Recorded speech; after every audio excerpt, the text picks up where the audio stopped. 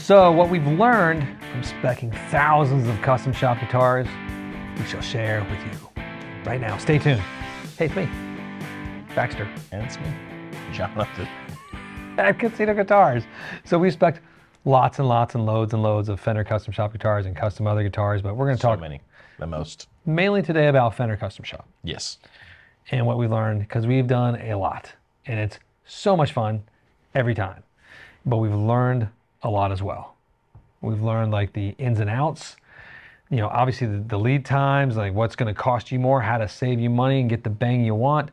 We're going to sort of walk you through a little bit of that sort of diorama of what this might be. Those are like those cool like painting type sculpture thingies that I think are really cool when you go, remember those things? I mean, yeah. They're so amazing. There's no practical use there. Of a diorama? No. No, at all. They're really cool though. Sort of, sure. It's kind of like the Fender Custom Shop Floor Traveler. It's useless to most people besides a paper hat. But we're going to help break very into important. you. So first things first, I think patience is the number one thing you got to learn in this process, especially if you're working with us. We're going to take, we take it slow. It's like Slow's good though. Slow's how you get the desired result. we talking about guitar building still? Okay. Lots of things. Or stirring coffee. God, it's a Bernie Mac coffee. joke right there. Stirring that coffee. No, we take our time with every aspect of the guitar, from, you know, not just the fret size, but the fret shaping to the neck shaping, not just the neck carve, you know, just down to the pickups. We'll get into that, but it's a fun process. You have to have patience in that part, enjoy it, and then you have to have patience with the build. Yes. It's going to take a long time sometimes. It can take up to 2 years. You can. It can take more with certain master builders, but that's a whole other thing. But even with a team, it can take a long time if we're sourcing out weird woods. Right. So patience. Just depends. Let's talk about styles. This is something too. Styles have we've watched this sort of, it ebbs and flows, right? Yeah, I mean, I think there are trends to it, right? Like it seems like, you know, you'll go through a few years and everything is giant fat necks and heavy railings. Yes. And then tiny oval Cs and deluxe closet classic. You know what I mean? And so it just yeah, like you said, it ebbs and it flows, and none of it's bad. It's all good. No, because we can tell it's in a different flow right now, and it's cool because it's gonna.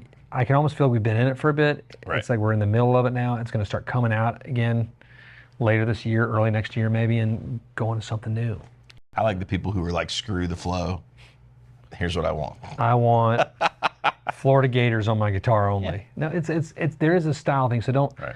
That's one thing not to worry about. Like, you know, is what I like not going to be cool? Like, yes, there's something about the heritage and pedigree of having an heirloom piece later, but I mean, gosh, when in doubt, get a 54 Strat or a 64 Strat Sunburst, 2-tone or 3-tone. You're never going to go wrong. But that's another subject. So we've watched that. Let's talk about pickups. We learned a lot about pickups and about which pickups work the best. And the big thing we've learned is that they do not all fit the same glove. There are pickups that like I like personally, right? But they're not always right for the person we're building the guitar for. So I mean, there really are not. All the pickups have a purpose. It's just figuring out which ones go with which style player, and that's why it's so important that we, you know, like most of the guys who build guitars with us, we talk to you. What do you do? What do you like? How do you play? Like sometimes what you say you play like, once we talk, I'm like, I don't know if that's right. You know what I mean? Like sometimes. No, I've had something in mind, and like then we talk. You know, we'll talk about style usually first, and then rarely it'll come later. I'm like, oh, yeah, we should reconfigure these pickups entirely. Right. I don't think it's going to be. It'll be any pickup will be fine. Nothing's going to be bad that you end up with. I tell people that all the time. You're not going to get it and be like, oh my God, oh, it's a horrible. it's a terrible. But sometimes it's magical and the right thing comes across and it all comes together, and it's kind of amazing. No, it's and there's not always one pickup SKU that we have to stick with. We do lots of mixing and matching, and it's a lot of fun, and that's a whole other subject that you just got to call us to figure it out. It's a lot. It's enjoyable when you're ready for it. Now, something else I'm going to jump a little bit into, like neck shapes, we've learned a lot about too. As far as there's so many more options than just what may appear on the spec sheet, and how you play really determines that. Yeah. Again, like it's so much. There's so much customization that can go into this. If you're a behind the neck or thumb wraparound player, you might think you like small necks, but you're actually a big neck lover and you haven't discovered it yet. That's true. That's often the case. Yeah. And we sort of lead you down that way, and that leads into the way we're going to shape the neck, not just the neck carve, but the actual shaping of it with the notes that go in for, numerical measurements and tying in the frets that we use with it as well. It's kind of fun. It's fascinating. And I think, again, I've never built one where someone was just like, my God, I hate this neck. This is a horrible choice. I don't think I've had that either. I've come to the realization all the necks are good. They're just different. They're just, but it's really nice to talk to someone. And this is what I hear people say about doing the process with us. It's nice to talk to someone who is familiar with them and can sort of like give them maybe some real world feedback on. Well, and that's our job is like the custom shop concierge is like sort of walk you through this process and make sure, we have played every neck design imaginable and every pickup combination thought of thus far, and that's our job as like the concierge and the master designer, sort of to help lead you into what's going to be the right fit for you. It's crazy. It's fun. Leading back to master designing, let's talk about the master builders. Yep. If say you want to do a master build guitar, we have to be really careful about what lead times they have, Right. the personalities they have versus the personality you might have too, because you're going to interact with them most likely, unless you prefer not to. Which would be insane. You should interact with them. You should interact with them. I don't think I've ever had anyone decline. I think some people are just like, and some of the master builders are better at interacting too. They are. They're much more receptive to communications, and gotta remember some of these guys are like nerdy guitar builders that don't know how to talk to humans. True.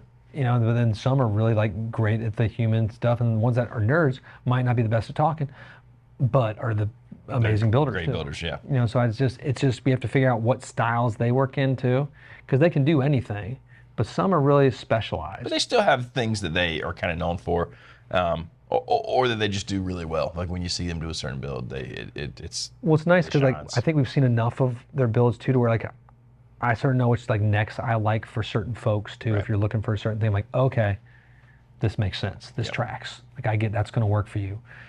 It's our job is to make it something that you're going to want to play for years to come, and not just be like fun. This is a once in a lifetime guitar for most folks. And it's the idea, it could be an heirloom piece, it could be a player's guitar, it could be something you just want to have in your office that you get to look at. It could be all those things. But it's our job to help make, God, what was that funny quote? It's there's no such thing as a bad idea because it's your idea. Right. But it's our job to make sure Unless it's a bad idea. that idea. This is where the fight comes in sometimes. I've had fights with folks on the phone before, like, and good fun fights. I'm just like, if we think not one singular idea can sink a guitar, but a few bad ideas together can really lead to something not good. There's almost no bad spec. That's it. You know what I mean? But there can be bad combinations of specs. And you can go like really outside on one or two things. Maybe two, probably should just do one.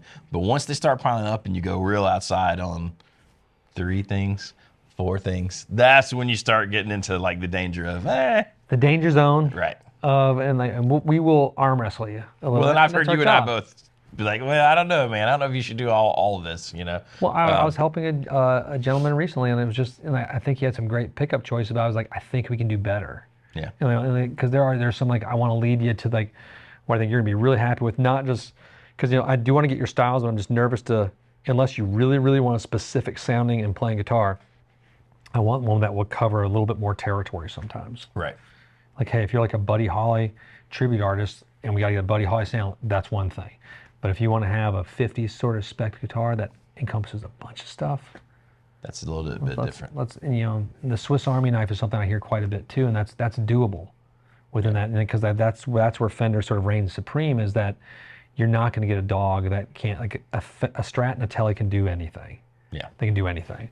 Jazzmasters and Jaguars can do a lot, but not anything. So you have to be more careful in the design of those. And they're a little bit less optionable, I think, as far as.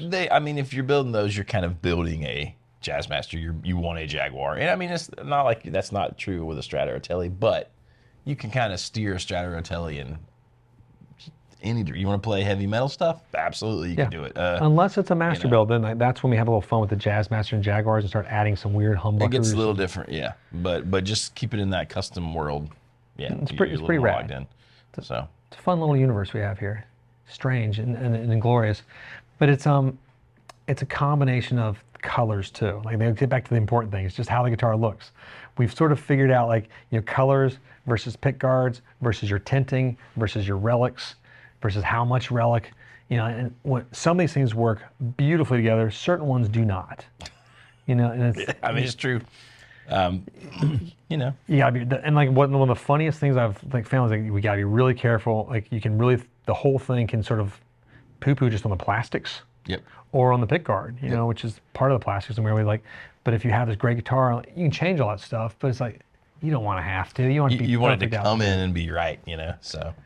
But that, that's, again, our job to help steer you. I mean, if you want to go down that road, we're going to help you go down that road. It's crazy, Bill, but our job is to kind of get you back on track. Help steer the ship in the right. Not too conservative, but just kind of good. Sometimes tried and true. You can tell. But I like radical. When you talk to someone, because sometimes people think they want radical, but you can talk to them and tell they don't. They're not okay with radical. Like, they're nervous about it. Some guys are all in on something wacky, and you're like, yeah, and it usually turns out. I have one fellow who's in on like a whole slew of wacky, and he's great, and he lives up in the north, and he likes things that are yellow. That's all I'm going to say, and I like it. But I try to find out, like, some guys really want there to be a big, like, sort of distinction between, like, the actual pickup covers and the pick guard. Some guys want it all to blend together. You get just little things like that, figuring out what you want to do and how to do that, and do you match it? How close do you make it? How much contrast do you want? There's a lot of little things, and sometimes there are combinations that don't work great. But we've seen most of them. So. And we can usually gently remove those. Yes. Now, the most important thing, I think, to wrap this all up, is when whoever you decide to build your custom guitar with, if it's Casino Guitars, if it's any other shop out there in the world, is the number one thing, I think. If you're not having fun while you're doing it, something is off. I know it's a lot of money you're investing. It's a lot of work and time there to obtain that. But the whole thing should be fun. It should be fun, and you should feel taken care of. You should feel, valued. And to know that the people doing it with you really know their stuff. They know their stuff, and they're invested in you getting a guitar that you want to keep forever. That is an heirloom, or, all those things we listed. This is not just another pair of shoes for the closet. This is a custom instrument that's going to be in your hands, being played for the rest of your life, hopefully. That's right. And you even pass down to that strange daughter or son of yours, and probably the strange ones, because that's who plays guitar. You know who you are. And enjoy the process. Yeah. Have fun with it. And then when you get to receive that beautiful thing finally, just love it. Be joyful. Remember all the time building with it. And that's the main thing. You should have a great time the entire time. Anything else, Johnny?